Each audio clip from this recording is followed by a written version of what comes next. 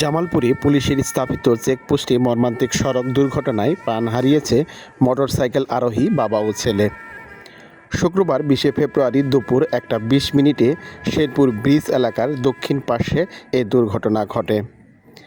নিহতরা হলেন শেরপুর সদর উপজেলার চরমুরিয়া ইউনিয়নের কেন্দুয়ার চর এলাকার বাসিন্দা দেলোয়ার হোসেন এবং তার ছেলে ইশতিয়াক আহমেদ।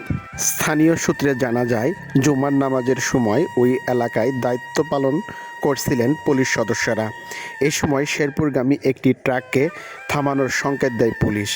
ট্রাকটির পিছনে থাকা মোটরসাইকেলটি পাশ কাটিয়ে যাওয়ার চেষ্টা করলে বিপরীত দিক থেকে আসা আরেকটি ট্রাক মোটরসাইকেলটিকে চাপা দেয়।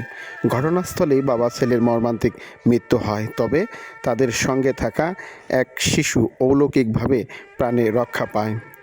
ঘটনার খবর ছড়িয়ে পড়তেই এলাকায় উত্তেজনা সৃষ্টি হয়। ক্ষুব্ধ স্থানীয়রা সড়ক অবরোধ করে বিক্ষোভ শুরু করেন। এক পর্যায়ে পুলিশ সদস্যদের উপর হামলার ঘটনাও ঘটে। এতে শেরপুর ব্রিজ সংলগ্ন সড়কে যান চলাচল সাময়িকভাবে বন্ধ হয়ে যায় এবং সৃষ্টি হয় দীর্ঘ যানজট।